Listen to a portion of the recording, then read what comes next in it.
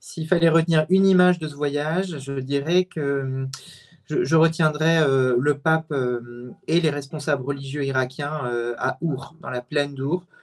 On est dans la plaine d'Our, vous savez, c'est cet endroit d'où, selon la tradition, Dieu a tiré Abraham, c'est-à-dire c'est la terre d'origine d'Abraham. C'est là où Dieu a dit à Abraham, voilà, regarde les étoiles dans le ciel et tu auras une descendance plus nombreuse que les étoiles dans le ciel.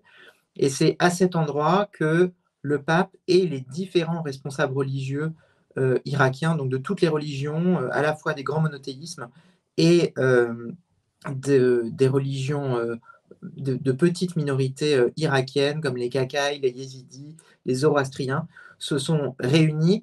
On est en plein désert avec juste une tente qui est dressée. Il y a cet homme en blanc et ses autres responsables religieux qui l'entourent, qui méditent ensemble, qui disent cette prière des descendants d'Abraham. Au-dessus, il y a des hélicoptères qui passent parce que voilà, c'est l'Irak, c'est un voyage qui a été très sécurisé. Pour moi, ça a été l'une des images très fortes de ce voyage.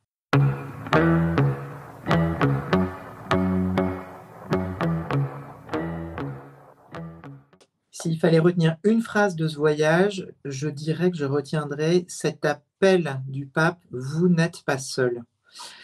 Le pape, il dit cette phrase « Vous n'êtes pas seul » dans l'église de Karakoche.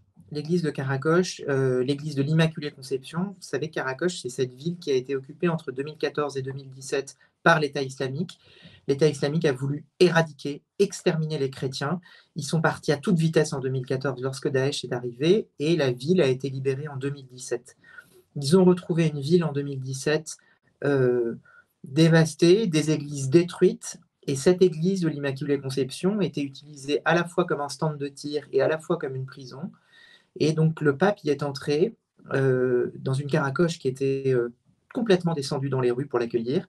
Le pape est entré dans cette église et il a lancé voilà, ce cri en fait aux chrétiens de Karakoche.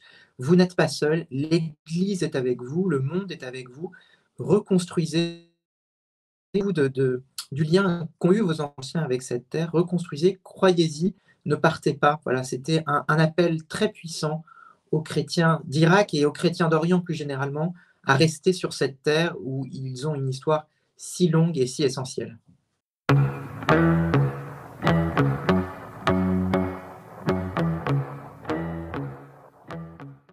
Si je devais retenir un geste de ce voyage, c'est une minute de silence. C'est un instant que le pape a pris pour prier dans une église entièrement détruite à Mossoul.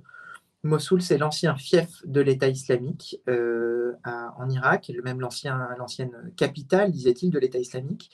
L'État islamique avait promis d'envahir et de détruire Rome, et l'évêque de Rome est venu à Mossoul pour prier pour la paix. Et il a prié pour la paix, et il a été, à la fin de sa prière, se recueillir quelques instants dans une église entièrement détruite. Mossoul est une ville qui est très marquée. Et il a prié pour la paix, il a prié pour la réconciliation, il a prié pour que ce pays avance et progresse alors qu'il est extrêmement marqué par des années de guerre. Et voilà, pour moi, ça a été un geste très fort du pape, un geste posé en silence, seul, et un geste sans image, sans médias. Voilà, ça a été un geste pour moi parmi les plus forts de ce voyage.